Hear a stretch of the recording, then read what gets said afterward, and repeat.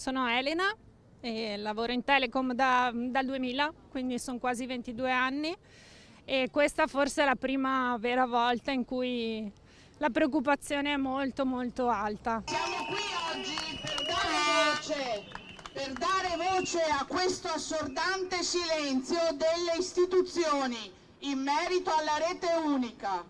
Così come oggi noi lavoratrici e lavoratori siamo il motore di questa azienda, così TIM è la spina dorsale delle telecomunicazioni vecchie e nuove in questa Italia da digitalizzare. Con questo scorporo sostanzialmente sarebbe la fine di quella che è la ex monopolista, perché domani queste aziende, che potrebbero essere due, poi è in balia al mercato finanziario, per cui scomparirebbe in modo definitivo quello che è l'ex monopolista a fronte di quello che è poi la competizione nelle TLC, che ha bruciato in pochi anni una somma come 11-12 miliardi. Tenete presente che tutto quello che succede in TIM dal 2000 ad oggi, un minuto dopo succede nel settore, sia per Vodafone, sia per Wind Tre, per tutto il settore, perché ovviamente là poi si giocheranno il mercato.